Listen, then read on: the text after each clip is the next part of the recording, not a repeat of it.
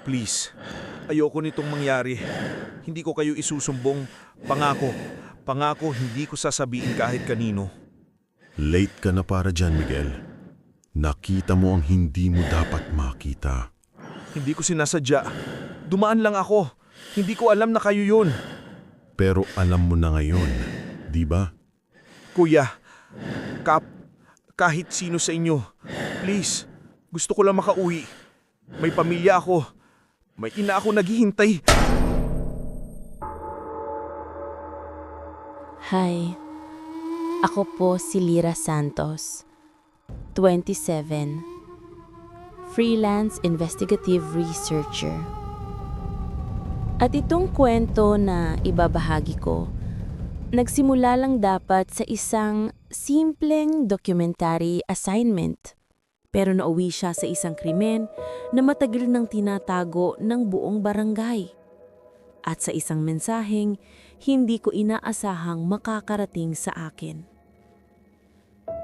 Noong Agosto 14, 2023, tumanggap ako ng email mula sa isang konsehal ng Barangay Silangan, Rizal.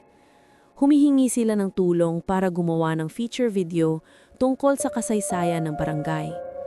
Simple lang sana, kung hindi lang dahil sa huling linyang nakalagay sa email. Kung kaya mo, pakihanap na rin kung anong nangyari kay Miguel. Walang umaamin dito. Walang context, walang apelido, walang paliwanag kung bakit.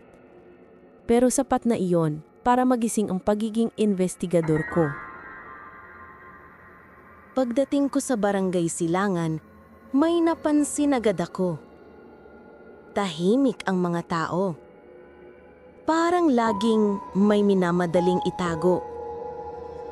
Lalo na ang mga matatanda. Para bang takot silang may mabanggit na pangalan. Nang tanungin ko ang isa sa mga tindera, "Ate, may kilala po ba kayon Miguel dito?" "Yeah, wag mo nang ungkatin yan. Tapos na yun." Pero hindi ako umalis nang walang nakuhang lead. Isang bata ang lumapit sa akin habang nagsasetup ako ng camera sa barangay hall. Hindi ko alam kung bakit nanginginig yung boses niya. Ate, dun sa tabi ng creek, may nagtatago dun na kahon. Para kay Miguel daw yon. Kinabukasan, maaga akong pumunta sa creek. May nakita akong lumang kahon na yari sa bakal, balot ng itim na duct tape. Nakalagay sa ibabaw para sa makakatuklas. Huwag mong sabihing hindi ka binalaan. Sa loob, may 3 bagay. Isang luma at sirang cellphone. Isang pulang panyo na may tuyong dugo at isang flash drive. At isang papel na may sulat kamay. Ako si Miguel. Kung nahanap mo to, ibig sabihin, wala na ako. Doon nag-iba ang assignment ko. Hindi na documentary ang gagawin ko, kundi investigasyon sa isang posibleng agpatay. Sa flash drive, may iisang video lamang. CCTV footage. Kinuha sa labas ng barangay gym. Petsa, June 18, 2023, 11:47 p.m.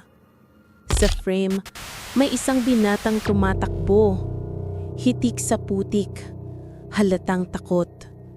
Nakatatak ang pangalan sa ID, Miguel Ramos, 19. Sa likod niya, may 4 na lalaking nakabanet. May bitbit silang baseball bat. Narinig sa audio. "Huwag ka nang tumakbo, Miguel. Kalimutan mo na ang nakita mo." Pagkatapos, may malakas na hampas. Tapos, itim. Walang sumunod na frame. Pagbalik ko sa barangay, mas lalo akong pinag-iinitan ng mga tao. May isang tanod ang sumugod sa akin. Miss, baka gusto mo nang umalis dito. Hindi maganda dyan pinakikialaman mo. Gusto ko lang po malaman kung safe ba yung isang residente, si Miguel. Hindi niya sinagot. Tumingin lang siya sa likod ko. na para bang may paparating na hindi ko dapat makita. Nirepair ko ang cellphone na nakuha ko sa kahon. Sira ang screen pero gumana ng kaunti. Isang file lang ang laman. Voice note, June 18, 11:13 p.m. Title, Kung mamatay man ako, ito ang dahilan. Nang pinatugtog ko, tumayo ang balahibo ko. Sila ang may kasalanan. Sila ang pumatay kay Tito Arman. Akala nila walang nakakita, pero na-record ko. 3 sila, naka-uniforme, mga opisyal mismo ng barangay. Pagkatapos, may malakas na pagaspas at sigaw na parang may hinahabol. Isang gabi, may kumatok sa pintuan ng tinutuluyan kong homestay. Isang matandang lalaki. Nakahinto lang siya sa dilim ng pinto. Ikaw ba yung nag-iimbestiga? Opo, Huwag ka nang magtanong kung nasaan si Miguel. Hindi ka nila patatahimikin. sino sila, Lolo? Hindi siya tumingin sa akin. Ang 3 konsehal at ang kapitan. At bago siya umalis, may iniabot siyang papel. Isang mapa ng barangay. May bilog na bahagi sa gilid ng gubat. May nakasulat. Dito siya huling nakita. Sumama ako sa matanda kinabukasan. Tahimik ang buong daan. Walang ibon, walang kuliglig. Parang ayaw mag-ingay ng gubat. Pagsapit namin sa bilog na lugar, tumigil si Lolo. Hanggang dito lang ako. Ilang minuto ako naghanap. May nakita akong nakatagong hukay. Parang minadaling hukayin at tabunan. At sa gilid nito, may nakausling itim na bag. Pagbukas ko, hindi na ako huminga. Hindi siya bangkay, kundi mga gamit ng isang lalaki. May kumikinang sa loob ng last pocket. Isang lumang ID. Pangalan, Miguel Ramos. Ibinalik ko ang gamit sa homestay. Pero pagdating ko, may 3 lalaking nakatayo sa labas. Naka-uniforme. Isa sa kanila, ang kapitan mismo. Anong pakialam mo sa batang yon? Gusto ko lang malaman kung buhay pa siya. Kung may problema si Miguel, siya mismo dapat lumapit. Bakit ikaw ang nag-aabala? Natawa ang kapitan. Pero hindi maganda ang tawa niya. Doon ko napagtanto.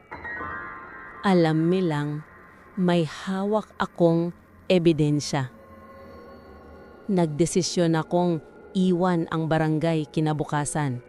Pero bago ako makaalis, may nag-slide na envelope sa ilalim ng pinto ng kwarto ko. Walang pangalan, walang sulat. Nasa loob, 3 larawan. Isang gumuguhong sementeryo sa likod ng barangay gym.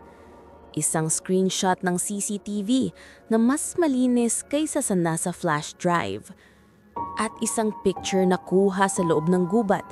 May anino ng isang tao na tila nagpapakita sa likod ng puno. At sa likod ng huling litrato, may nakasulat na bagong tinta. Hindi patay si Miguel. Hinahanap ka niya. Ibinigay ko na ang lahat ng ebidensyang nakuha ko sa isang kilalang news network at abogado. Pero hanggang ngayon, walang lumalabas na opisyal na report. Walang investigasyon. Walang pag-aresto. At ang pinakamalaking tanong, kung buhay si Miguel, bakit hindi siya nagpapakita?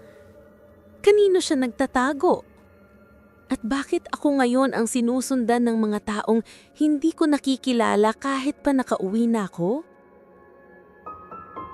Ngayon, halos 2 taon na ang nakalipas. Pero hindi ko pa rin kayang kalimutan ang nangyari noong panahon na yon. Kaya ko ito'y sinasulat. Para kung sino man ang nakakaalam sa mga pangyayaring yon, sana Mapatawad niyo ako. Ako po, si Lyra Santos.